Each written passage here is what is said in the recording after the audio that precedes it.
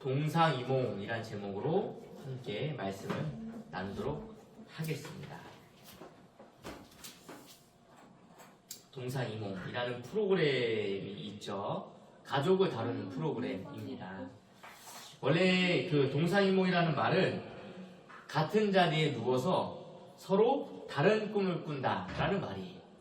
이런 의미의 사자성어거든요. 그러니까 똑같은 집에서 누워서 다 같이 자지만 꿈을 꾸는 것이 서로가 다르다라는 표현을 통해서 서로의 차이를 이제 알려주고 있는 사자성어인 거죠. 그러니까 똑같은 상황, 똑같은 환경에서 서로 생각이 다름을 보고 하는 말이 동상이몽이다. 이렇게 얘기하는 겁니다. 즉 이런 얘기를 할 수 있어요. 컵에 담긴 물을 보고 어떤 사람은 이 물이 반밖에 남지 않았다 라고 말하는 사람이 있지만 또 어떤 사람은 아직 반이나 물이 남았다 라고 말하는 사람이 있죠. 이렇게 극단적인 차이를 보이는 것과 같은 것입니다. 참 아이러니하죠. 근데 저는 우리의 신앙이 이와 같은 현상이 많다라는 것을 오늘의 본문을 통해서 보았습니다.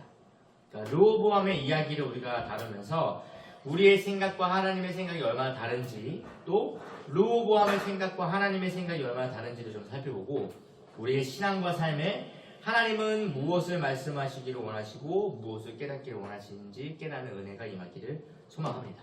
그러니까 말씀을 통해서 동상이몽의 다름을 얘기하는 것이 아니라 동상일몽, 같은 꿈고 같은 마음을 가지고 하나님과 같은 생각으로 소통의 은혜가 임하길 예수님의 이름으로 권면합니다. 첫 번째 우리가 봐야 될 것은 뭐냐면요, 여호와의 이름을 위한 성읍을 봐야 되는 거예요. 무엇이냐? 솔로몬이 범죄해서 사실 그 분열 왕국의 역사가 시작되게 된 것 아닙니까? 그 중에 오늘은 남유다를 다스리게 된 르호보암에 대한 이야기예요. 그러니까 하나님께서 솔로몬을 징계하시지만 다윗에게 하신 약속 때문에 한 지파를 남겨두시고 그 지파가 유다 지파입니다. 그리고 그 유다 지파를 중심으로 이제 남유다 왕국이 역사가 이어지는데 그 초대 왕으로 르호보암이 등장하게 되는 것이죠. 그러니까 르호보암은 근데 우리가 앞서서 한번 만난 적이 있어요. 분열 왕국의 시작인 그 여로보암이 등장할 때에 이미 우리 르호보암을 봤습니다. 왜냐하면 그 르호보암의 왕위를 인정하지 않은 북이스라엘에게 르호보암이 갔죠. 그러나 인정하지 않은 그들의 모습을 보고 전쟁을 하려고 했습니다. 그렇지만 하나님의 명령이 내려지자 르호보암은 거기에 순종을 하거든요. 전쟁을 하지 않아요. 그 이후에 여로보암의 스토리가 좀 지금까지 길게 이어졌다가 여로보암의 죽음 이후에 르호보암에 대해 다시 재조명되는 본문인 것이죠. 그러니까 오늘 본문에서는 르호보암이 하나님의 이름을 위해 남겨두신 성읍 예루살렘의 왕이 된 것을 전반적으로 다루고 있는 것입니다. 그러니까 남유다 왕국을 다스리는 르호보암에게 성경은 예루살렘에서 17년을 다스렸다라고 얘기해요. 그리고 덧붙여서 그의 어머니를 소개합니다. 우리는 근데 이 어머니에 대해서 조금 초점을 맞춰 보려고 해요. 왜냐하면 오늘 본문에서 한 번도 아니고 앞뒤로 두 번이나 르호보암의 어머니를 소개하고 있다는 이 점 때문에 그렇습니다. 그러니까 르호보암이 여호와의 이름을 위해 지어진 성읍, 예루살렘 성읍에서 여호와의 이름이 아닌 다른 것을 섬기기 시작한 그 원인이 어디에 있느냐? 어머니에게 있을 수 있다라고 우리가 발견해야 된다는 거죠. 그러니까 솔로몬의 아들이잖아요. 바로 아들이에요. 아들이지만 어머니는 나아마, 암몬 사람이었습니다. 그러니까 이미 앞서서 솔로몬에 대해서 우리가 살펴볼 때 여러분 본문 앞부분 보시면 아시겠지만 솔로몬이 암몬 사람, 시돈 사람, 모압 사람으로 하여금 이방신을 가져오도록 만든 장본인들이 이 여인들이에요. 그래서 이 여인들이 솔로몬과 결혼하면서 자기들의 신을 섬기도록 부추겼고 그대로 산당과 우상이 만연하게 된 탓에 이스라엘은 어떻게 됐냐? 둘로 나눠지게 되는 거예요. 그렇게 만든 여인들 중 하나가 누구냐? 암몬 사람. 그리고 나아마의 아들 르호보암이 왕위를 이루게 됐다는 거예요. 수많은 여인들이 솔로몬과 결혼했는데 그 중에 왜 하필 이방 신상을 가지고 오는 사람들 중인 암몬 사람의 아들이 그의 왕위를 계승했다라는 사실은 한 번도 아니고 앞뒤로 2번이나 강조할 만큼 11개의 저자는 이것이 좀 중요하다라고 얘기하고 있는 거죠. 여기서 우리는 중요한 관점을 가져야 돼요. 뭐냐? 내가 어떤 영향을 받고 또는 어떠한 영향력 아래에 있는 사람인지를 살펴볼 필요가 있다는 거죠. 그러니까 르호보암은 솔로몬의 아들이면서 동시에 암몬 사람의 어머니 나아마의 아들입니다. 그러니까 대단한 솔로몬의 아들이라고 해서 솔로몬의 영향만을 받았다고 할 수는 없다는 거예요. 분명 어머니의 영향력이 더 컸을 수도 있다라는 겁니다. 왜냐하면 솔로몬의 마음을 돌이켜서 우상을 섬기도록 만든 여인들 중에 하나가 누구였다? 암몬 사람. 나아마도 거기에 분명 속했을 거고. 그렇기 때문에 솔로몬뿐만이 아니라 그러니까 솔로몬에게 영향력을 행사한 것뿐만 아니라 그 아들에게까지도 아마 강력한 영향력을 행사했을 것입니다. 그러니까 르호보암은 여호와 하나님에 대한 신앙뿐만 아니라 어머니 암몬 사람의 신인에 대한 개념도 알았을 거예요. 즉 르호보암이 여호와의 이름을 위해 존재하는 그 예루살렘에 태어났을 때 이미 어머니로부터 들어온 이방 신의 산당들도 아마 함께 존재했을 가능성이 충분히 있을 수 있다라는 거죠. 그렇기 때문에 오늘 본문에서 르호보암의 죄가 어떠한 영향력으로 인해 주어지는지 강조하지 않을 수가 없는 거예요. 이 어머니를 거론하면서. 그러면서 우리가 또 볼 수 있는 건 뭐냐? 우리 한국에 있는 기독교가 부흥기를 맞을 때 정말 많은 목사님들이 개척을 했고 개척하는 교회들이 정말 많은 또 성장을 이뤘고 그리고 성도들도 부흥을 했어요. 그로 인해 목회자의 자녀들이 정말 많아졌죠. 목사님의 아들, 목사님의 딸들이 많아져가지고 성도님들 또한 목회자의 자녀들에 대한 기대나 인식도 시선도 다양했습니다. 그런데 유독 목회자 자녀들이 하나님을 더 잘 믿고 믿음 생활을 잘해야 함에도 불구하고 그런 기대감과는 다르게 더 많이 방황하고 더 악하게 행동하는 모습들을 보게 되는 거예요. 사실 여기에는 이유가 있는 거죠. 왜 이유가 있겠습니까? 교회에서는 목회자로서의 모습만 보여질 뿐이지만 집에서는 아버지의 모습을 보죠. 그러니까 교회의 모습과 집의 모습이 동일하면 좋은데 그렇지 않은 부모 밑에 있으면서 자녀들은 더 큰 혼동이 올 수밖에 없는 거예요. 그러니 성도들에겐 그렇게 온유하고 부드럽고 겸손한 부모인데 집에서는 그렇지 않은 거예요. 그러니 그것이 어렸을 때는 모르겠지만 사춘기를 겪어오면서 그 이중적인 모습을 보면 당연히 괴리가 생기기 때문에 교회를 떠나게 되거나 하나님을 부인하는 일들이 일어날 수밖에 없었던 거죠. 여러분 왜 이 이야기를 하냐면 르호보암은 어땠겠습니까? 아버지 솔로몬은 어떤 사람이에요? 시편, 잠언, 전도서를 남길 만큼 지혜로운 사람이에요. 세상에서 가장 전성기를 살아가는 그때를 르호보암은 보고 자랐어요. 그런데 한쪽에선 또 뭘 봐요?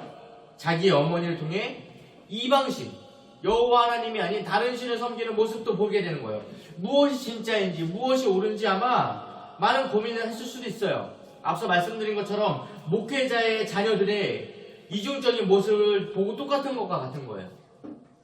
교회에서는 이 모습인데 집에서는 이 모습이네? 뭐가 맞는 거지? 무슨 말이냐? 반드시 우리의 영향력이 흘러가고 있기 때문에 교회에서의 모습과 가정에서의 모습으로 자녀들에게는 다른 결과물이 나타났다는 겁니다. 그러니까 부모이기 때문이 아니에요. 이 말을 다른 말로 표현하면요. 내가 예수 그리스도를 믿고 나의 구주를 영접한 그리스도인이라고 하면서 그리스도를 닮아가지 않는다면 그리스도인이라고 하기에는 조금 어려울 수 있는 거죠. 그러니까 무슨 말이냐면 그리스도를 나의 구주로 영접한 사람이면 그리스도의 영향력을 받고 살아야 된다는 겁니다. 그러나 교회를 다닌다고 하고 예배를 드린다고 하면서 그리스도를 닮지 않는다? 그렇다면 그리스도의 영향력 바깥에 있는 사람이겠죠.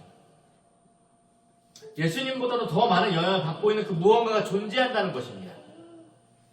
우리가 믿는 예수님은요, 르호보암의 어머니 나아마보다도 사실 더 강력한 영향력을 가지신 분이시죠. 심지어 그분은 우리를 바꾸고도 남을 능력이 있으신 분입니다. 믿으십니까? 그런데 그런 분을 만났다고 하면서 내가 여전히 죄 가운데 머물러 있다라고 하는 것은 사실은 있을 수 없는 일이죠. 그래서 야고보서에서는 믿음과 행함의 일치를 그렇게 강조하는 이유가 그것인 거예요. 사도 바울도 마찬가지고 사도 요한도 마찬가지예요. 그들의 서신서를 보고 있으면 우리의 행위가 온전해야 되는 것을 마치 당연한 것처럼 얘기해요. 당연한 것처럼. 왜냐하면 하나님의 다스림을 받는 우리라면 하나님께서 우리를 그렇게 다스리시고 인도하시고 통치하시는 분이시기 때문에 그렇습니다.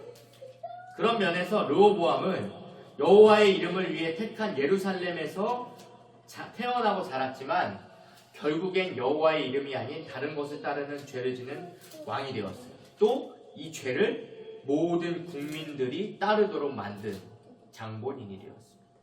성도 여러분, 교회 안에 들어와 있다고 해서 모두가 성도라는 착각을 좀 버려야 되겠지. 교회 안에 있어도 여러분, 사람의 영향을 받는 사람이 있고 말씀의 영향을 받는 사람이 있고 세상 소식의 영향을 받는 사람이 있기 때문에 그래요. 그렇다면 우리는 고민해 봐야죠. 나는 어떤 영향을 받는 사람인가?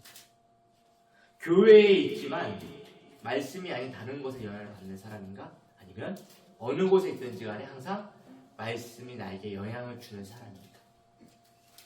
여러분, 간절히 원하기는 말씀 앞에 겸손한 성도가 되시길 소망합니다. 오직 예수님만이 우리의 영향력이 되시는 그런 참 성도가 되시기를 권면합니다. 그러니까 다른 말로 하면 그리스도가 아닌 다른 것으로 우리의 삶에 영향을 주려고 하는 그 악한 세력들을 우리는 계속 대적하고 분별하고 물리치는 이런 성숙한 성도가 되어야 된다는 거예요. 분명히 하나님은 말씀하셨잖아요. 자기의 이름을 위해 예루살렘을 뒀는데 이제 그 왕이 된 르호보암이 자기 이름, 여호와의 이름이 아닌 다른 신을 섬기는 예루살렘을 만들어 버렸잖아요. 그러니까 동상이몽인 거예요. 똑같은 장소인데 다른 일이 일어나고 있어요. 두 번째 봐야 될 것은 여호와 보시기에 행한 악이 있다는 거예요. 여호와 보시기에 행한 악. 그러니까 르호보암은 여호와 보시기에 악을 행합니다. 그런데 이 악이 어떤 악이냐? 조상들이 행한 모든 것보다 뛰어났다. 악이 뛰어났대요. 그러니까 산과 푸른 나무마다 산당과 우상과 아세라상을 세웠을 뿐만이 아니라 남색하는 자를 허용했어요.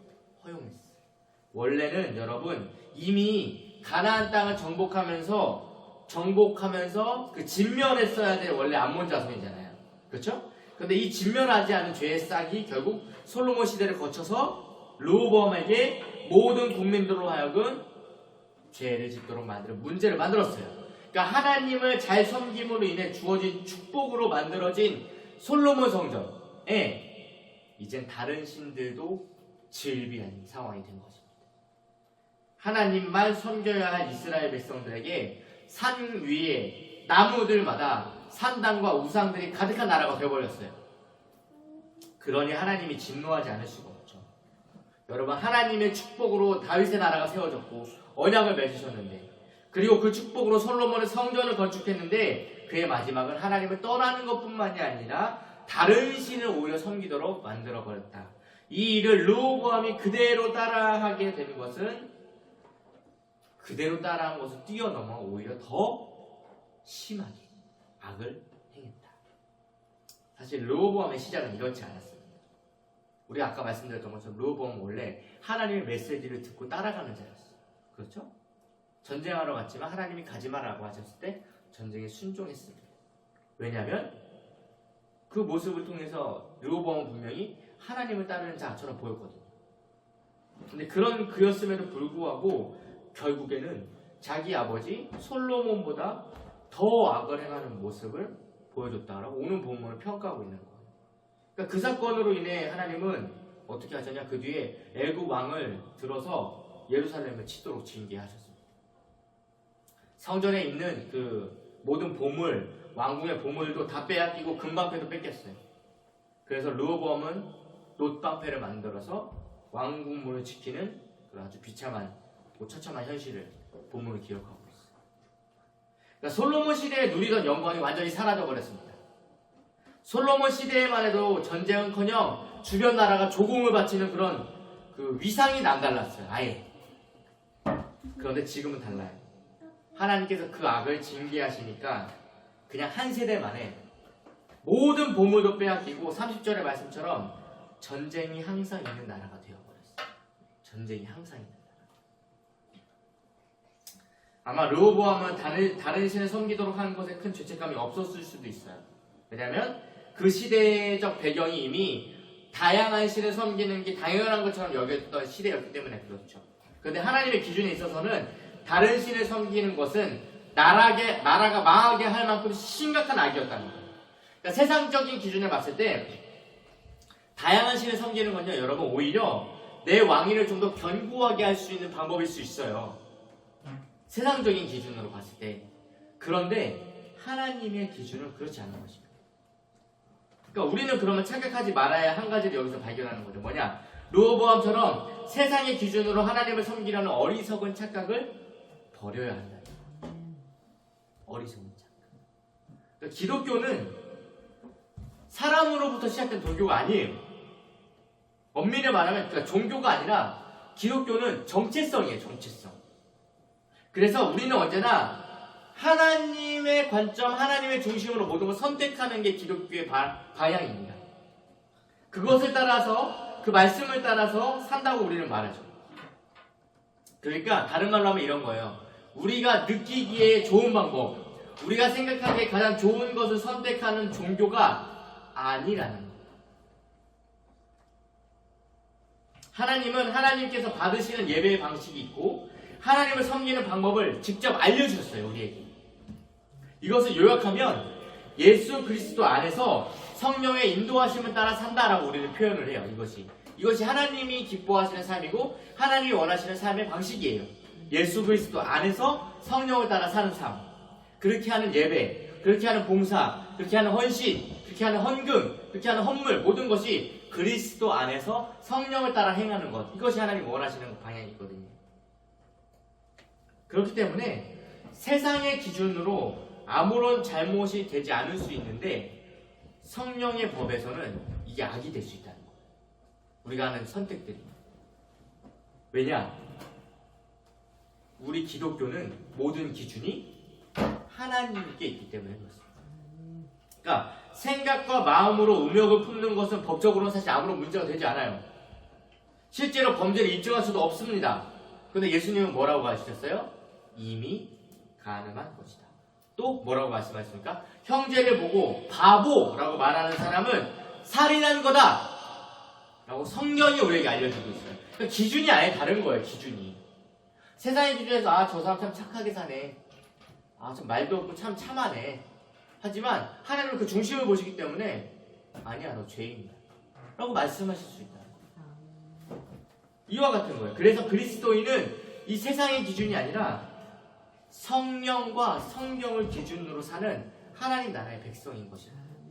그런데 우리는 어느 순간 르호보암처럼 세상도 다 그렇게 하니까 세상의 기준으로 우리의 신앙을 자꾸 평가하고 판단하려고 해요. 그러니까 하나님께서 죄라고 하시면 그냥 근데 그건 죄인 거예요, 사실. 하나님께서 그렇게 하면 안 돼! 라고 말씀하시면 그렇게 하면 안 되는 거예요. 사울의 죄가 그런 거 아닙니까? 왕이 하나님의 제사를 집행하는 것이 무슨 문제가 있어요, 사실 왕인데. 왕이 모든 것을 다 할 수 있는데 왜 문제가 되는가? 세상적으로는 사실 아무런 문제가 안 돼요. 오히려 세상적으로 봤을 때 저 왕 참 신앙이 좋네. 사울아 보니까 전쟁 전에 꼭 제사를 드리려고 하네. 신 잘 섬긴다 라고 말할 수 있겠죠. 오히려 뛰어난 신앙을 가졌다라고 평가될 수 있습니다. 그러나 하나님의 기준에서는 명백히 죄가 됐죠. 왜? 하나님이 허락한 일이 아니기 때문에.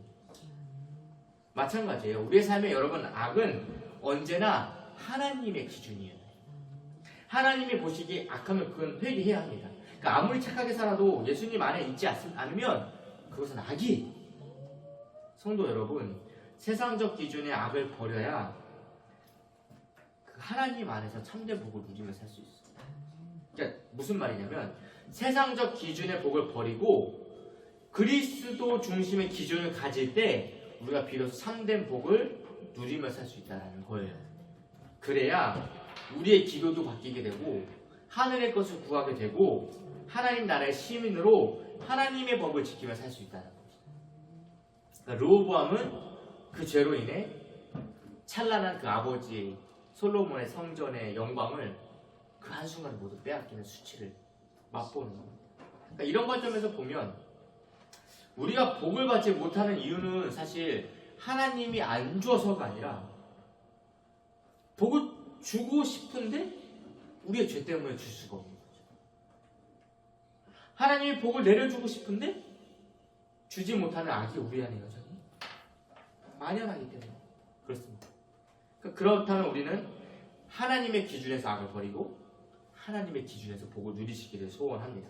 그리고 성령께서 우리 마음 각자에게 분명히 깨닫게 하시고 알게 하실 줄로 믿습니다. 우리가 마지막으로 봐야 될 또 다른 것은요, 역대기와는 다른 평가라는 거예요. 역대기와는 다른 평가. 여러분, 똑같은 르호보암에 대한 이야기가 역대하에도 기록되어져 있거든요. 근데 그 르호보암이 죄를 지은 것에 대한 평가는 동일합니다. 동일하게 그 역대가도 기록하고 있는데, 그 역대기에서는 르호보암이 하나님께 회개한 내용을 기록하고 있어요. 기가 막히죠.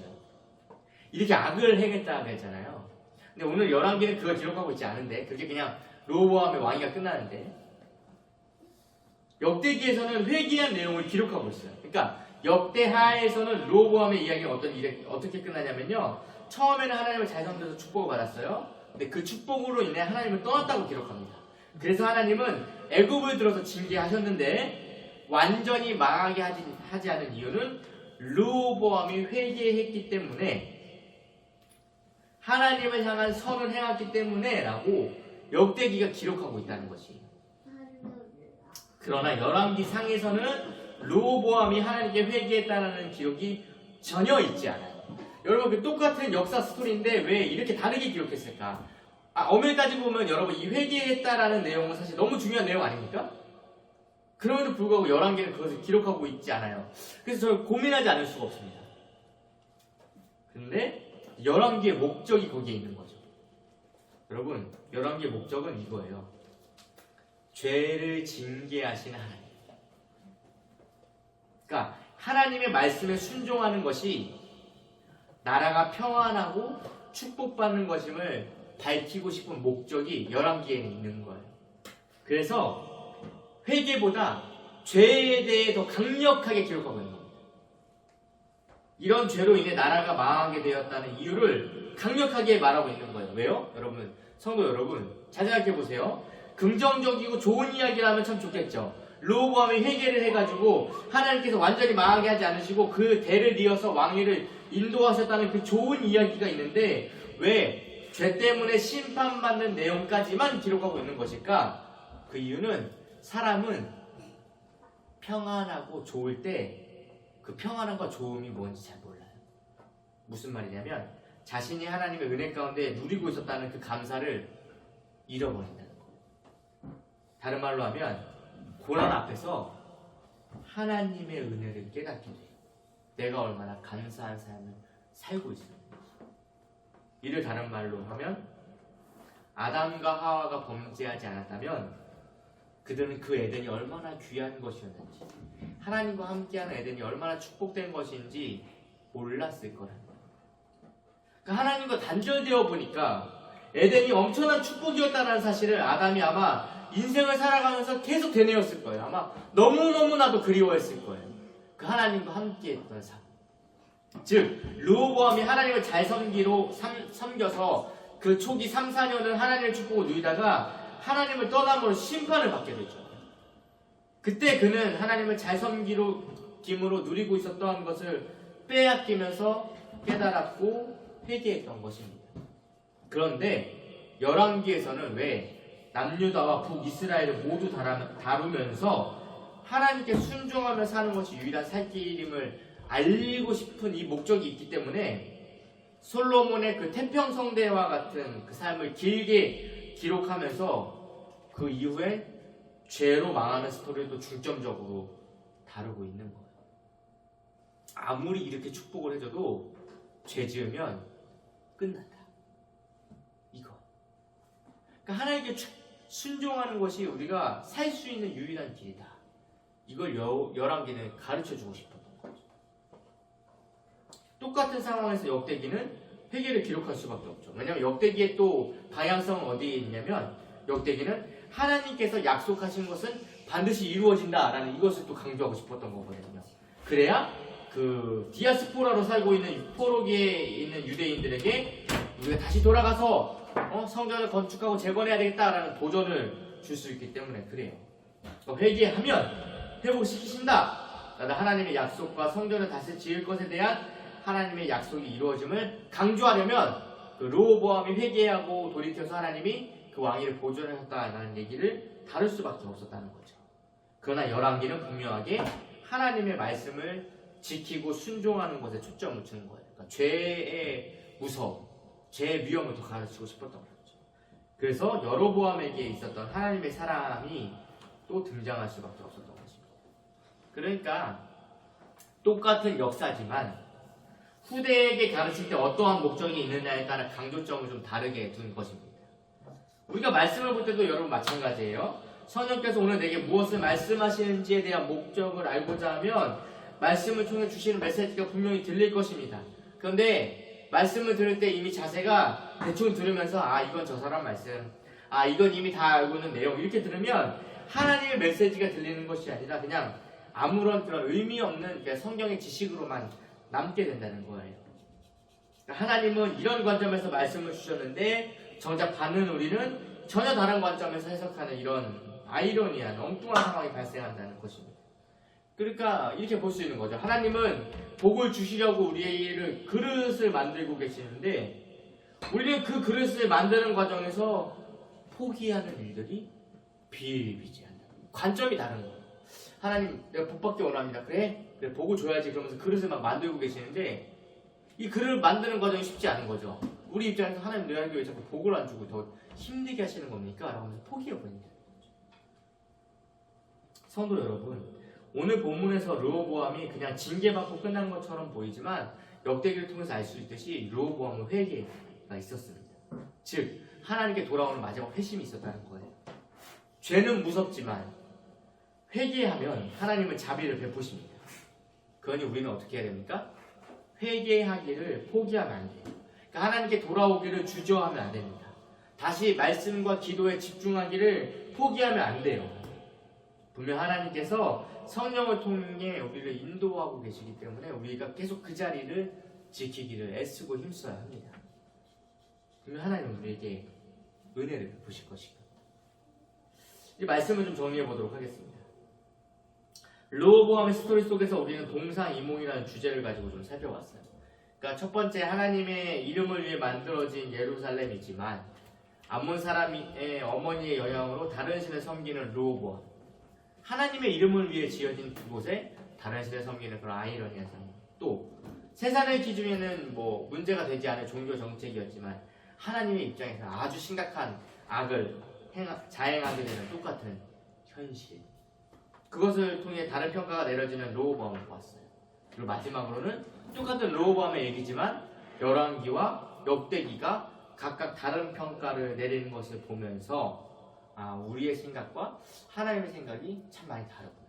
르호보암의 생각과 하나님의 관점이 참 많이 다름을 발견하게 됩니다. 성도 여러분, 우리가 이것을 통해 보고자 하는 것은 우리의 신앙과 삶이 하나님 안에서 일치하기를 소망한다는 거예요. 같은 자리에서 다른 꿈을 꾸는 것이 아니라 같은 자리에서 하나님과 한 생각, 한 마음, 한 뜻을 가진 하나님의 백성이기를 소망합니다. 빌립보서의 말씀처럼 마음을 같이 하고 같은 사랑을 가지고 뜻을 합하여 한 마음을 품어 그리스도의 마음을 품는 그리스도인이 되기를 소망합니다. 저는 확신해요. 무엇을 확신하냐? 하나님은 우리에게 복 주시는 분이시라는 거. 근데 문제는 뭐냐? 그 복이 그냥 주어지는 것은 아니라는 거예요. 왜냐? 성경이 복을 받는 비결을 알려줄 뿐만 아니라 성령을 통해서 우리가 복의 근원으로 살도록 인도하고 계시기 때문에 그렇습니다. 그러기에 우리는 오늘도 말씀과 기도를 통해 그리스도 안에 거하려고 하는 거죠. 우리에게 기도하라고 하신 예수님의 명령은 우리의 기도를 들으시는 하나님이 계시기 때문에 명령한 거거든요. 그 기도에 그리고 응답하시는 살아계신 하나님을 나타내기 위해 하나님께 명령하신 거거든요. 그렇다면 분명 우리의 기도가 하늘에 상달되어서 하나님의 영광을 나타내는 그런 응답으로 임하기를 예수님의 이름으로 축복합니다. 기도하겠습니다.